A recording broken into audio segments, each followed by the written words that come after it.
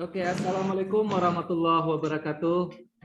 Waalaikumsalam warahmatullahi wabarakatuh. Alhamdulillah, wassalatu wassalamu ala Rasulullah. Hari ini kita bersama Bang Jack, Zaki Zainuri ya. Masuk di MAN 1 tahun 2018 ya. Iya Pak, benar. 2018 dan tamat 2001 tahun ini. Dan sekarang sudah kuliah di UIN Sunan Gunung Jati Bandung. Alhamdulillah. Oke, alhamdulillah. Dan prosesnya kalau Bapak bilang ya manis. Ups. Prosesnya manis lah kalau istilahnya. Kalau yang lain mungkin butuh perjuangan gigih lagi ya setelah tamat. Kayaknya Bang Jack enggak ya. Alhamdulillah. Nah, kita mulai perjalanannya waktu masuk dulu Bang Jack. Masuk di MAN 1 2018. Bapak mau ingat dulu, itu kelas agama itu sudah ada sebelum masuk atau setelah masuk di MAN 1 baru dibuat agama?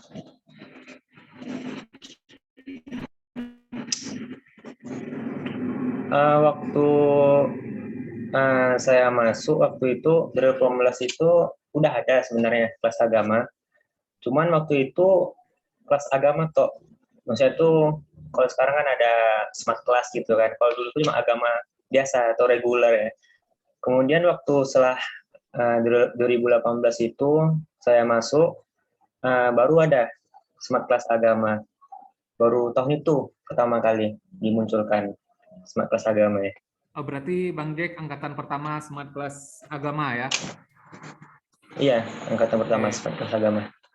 Yang salah satu, kalau Bapak bilang ya salah satu unggulannya yang bisa dibanggakan di MAN 1, kita beda kelas.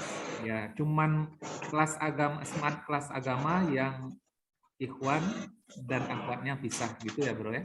Iya, bisa. Pesantren ya. Bro merasa nyaman dengan kebijakan itu atau gimana? Pemisahan kelas, Pak?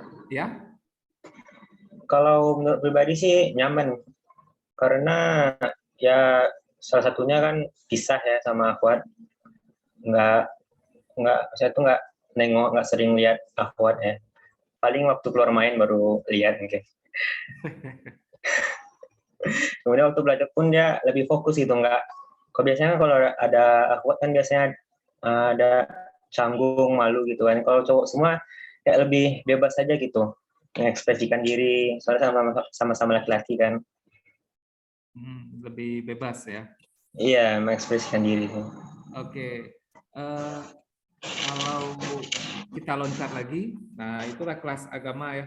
Rasanya dulu memang ada dijual-jual lah.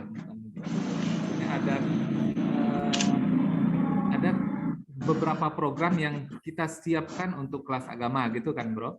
Iya. Apa aja yang bedanya kelas smart agama ini dengan yang kelas agama sebelumnya? Kalau program khusus untuk smart kelas agama atau pembeda dari agama kelas sebelumnya itu yang paling mencolok ya pisah kelas antara ikhwan akhwat. Kemudian jam pelajaran bahasa Arab itu lebih banyak daripada agama biasanya. Bisa dibilang hampir setiap hari itu ada pelajaran bahasa Arab, dan di beberapa hari tertentu itu kadang-kadang dilebihkan jamnya, bisa jadi 4 atau 6 jam. Kemudian di beberapa bulan, misalnya tuh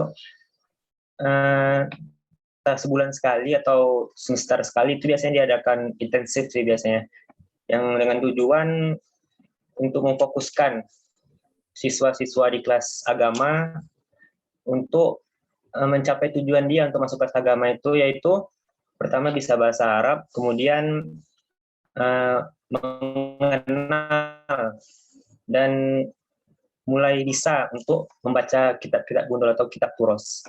Kemudian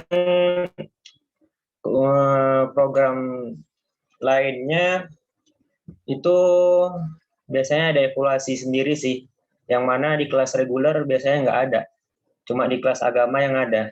itu pun evaluasinya itu bukan terkait dengan evaluasi, misalnya evaluasi bahasa Arab gitu kan. Soal-soal bahasa Arabnya itu nggak sama dengan pelajaran bahasa Arab yang di kelas reguler. Dalam arti kata, soalnya itu emang dikhususkan untuk siswa-siswa yang ada di smart kelas agama. Yang mana soalnya itu diambil dari ya kita turos, seperti misalnya waktu evaluasi bahasa Arab, biasanya diambil dari matan jurumiyah. Kemudian ada kitab yang ditulis oleh kepala sekolah Pak Marzuki, itu juga diambil dari situ juga. Yang mana kitab itu cuma dikhususkan untuk smart kelas agama. Kelas agama regulernya itu nggak dapat gitu. Mungkin itu aja, Pak. Yang membedakan lah dengan yang Iya, yang sebelumnya. membedakan.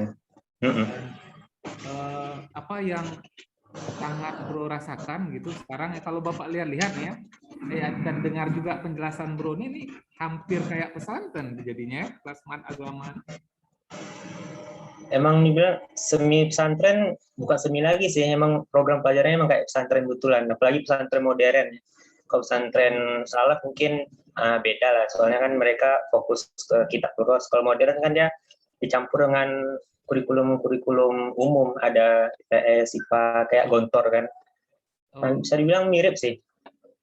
Ya Sama bisa kok. dibilang semi pesantren ya. Dan Bro Iya. kebetulan masuk di asrama juga ya. Iya, masuk di asrama. Asrama berarti tambah lagi pelajaran, ada pembekalan ya, pelajaran malam ya. Iya, ada belajar malam ya, belajar tambahannya. Ditambah lagi ada Syekh Atif dari Mesir ya. Iya. Jadi memang komplit ya. Coba satu kata untuk Syekh, Bro. Mana tahu Syekh dengar pula kan besok-besok. Pakai bahasa Arab. Bismillahirrahmanirrahim. Assalamualaikum warahmatullahi wabarakatuh, Syekh. Kaifa halukum? Arju antum bi khairin wa siha wa afiyah. Amin ya rabbal alamin. Ini astaghfiru jiddan ilaika ya Syekh. Mungkin nastati an natakalam fi WhatsApp atau fi Messenger mungkin kai nastati an natakalam wa nalkan wa nalki kaman min munzu sana wahidah atau sanatain nahnu la nalki walidzalika astaghfiru ilaikum wa arju an astati an atakalam ilaikum ya Syekh. Mungkin itu aja kan. Oke. Ya, sebagian besar Bapak nggak paham gitu. Terima kasih. Insya Allah saya paham. Iya. Insya Allah. Oke, kita lanjut selama di MAN 1, Bro membentuk ya. Jadi di backsound-nya di kurikulum atau di YouTube-nya kurikulum itu pakai nasyid gitu ya, nasyid dari SK Voice. Bapak belum minta izin sebetulnya. Ini sekarang ya resminya minta izin yang pakai itu ya. Iya, nggak apa-apa. Backsound-nya Azkia. Gimana awal terbentuknya, siapa pendirinya dan siapa kepalanya dan bagaimana statusnya sekarang? Ketuanya gimana? Kalau bicara tentang nasyid di MAN 1 itu udah pernah dulu, udah lama kali. Itu mungkin kalau waktu saya kelas 10 tahun 2018 ya, itu mungkin sekitar tahun 2014 mungkin terakhir kali. Itu dulu ada alumni namanya Bang Afdol dan kawan-kawan, mungkin zaman abang itu yang terakhir kalau nggak salah.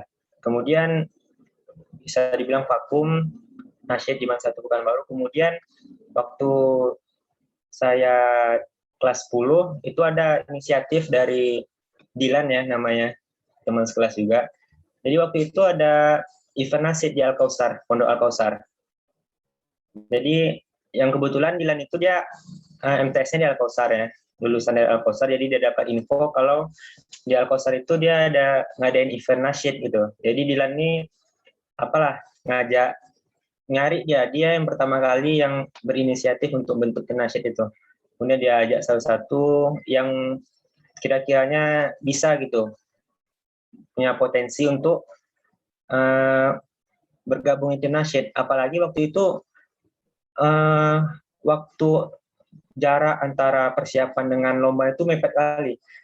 Kalau nggak salah itu sekitar 1 minggu kalau nggak salah jarak waktunya. Maka itu dia nyari orang yang bisa cepat gitu untuk bisa menguasai lagunya sehingga bisa ikut lomba.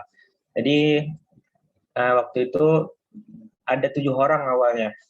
Ada saya, Dilan, Sahes, Imam, Adim, Noval, ya Adim sama Noval, berenam awalnya. Kemudian waktu itu event lombanya itu cuma maksimal 5 orang, jadi nggak bisa 6 orang. Nah, jadi inilah apa namanya diskusi siapa yang diikutkan atau siapa yang tidak diikutkan.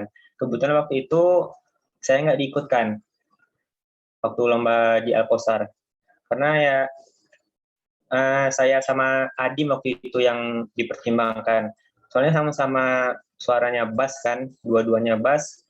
Makanya 2 itu yang dipertimbangkan, yang lainnya punya suara masing-masing. Makanya saya nggak ikut waktu itu. Kemudian setelah lomba di Al-Kausar, itu pertama kali lomba ya nggak menang lah waktu itu ya. Karena pertama kali ya nggak menang waktu itu. Soalnya belum tahu teknisnya gimana, belum punya pengalaman kan.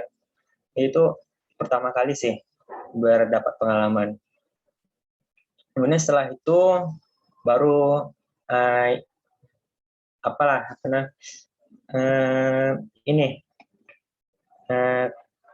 sekolah tahu kalau waktu itu waktu bentuk itu nggak izin nama sekolah waktu itu. Waktu bentuk itu soalnya kan mepet kan. Terus setelah lomba baru sekolah tahu, ya baru dibina ikut lomba yang lain sampai sekarang ya alhamdulillah masih ada generasi selanjutnya. Yang ceweknya ada, yang cowoknya ada, alhamdulillah. Dan pelatihnya pun juga alumni Man 1 yaitu Bang Afdol gitu. Yang mana Bang Afdol ini juga anggota atau personil dari salah satu tim nasyid yang dari binaan Sigma Entertainment gitu kan. Udah jadi ketua deh sekarang, Bro. Bang Abdul udah dilantik. Yang kali ini. Jadi gimana kabarnya sekarang? Kabar Saya Pak. SK Voice? Bisa dibilang nggak baik-baik saja sih. Soalnya kan pisah kan, nggak bisa jumpa, apalagi kan pandemi kan, pisah-pisah, nggak bisa keluar. Ya, berarti berakhir lah ya, kayaknya. Iya. Ceritanya udah berakhir. Kalau ngumpul-ngumpul pribadi sering sih, cuman untuk Askia Voice-nya, untuk nasyidnya bilang nggak lagi deh. Ya, mungkin cari-cari grup baru dengan teman yang baru mungkin ya, Bro ya. Nah, nanti kalau mau buat namanya Askia Voice boleh, tapi pakai royalti ya untuk yang pakai royalti. Oke, kita lanjut.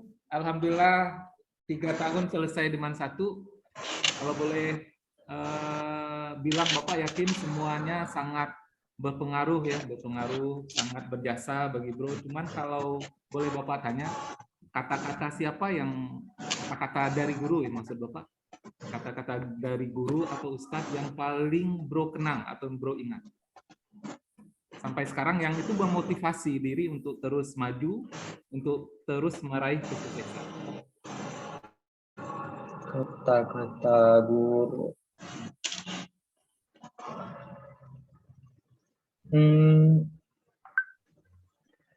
Sebenarnya nggak ingat sih Pak.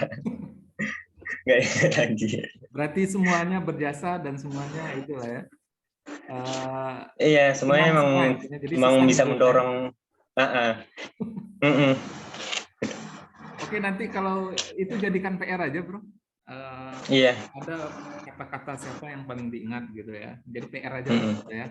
Oke, terakhir alhamdulillah Bro ikut seleksi ya, ini SNPTN ikut. SNPTN waktu itu nggak ikut Pak. Nggak ikut ya, berarti Bro ikutnya satu jalur saja berarti. Iya, satu jalur waktu itu. Satu jalur yaitu Span Patekin. PAN PTKIN. Dan itu bagaimana caranya, Bro? Untuk ikut itu atau untuk bisa Kalau untuk ikut SPAN PTKIN sih sebenarnya nggak ribet ya. Kita cuma konfirmasi ke BK kalau kita ikut SPAN PTKIN.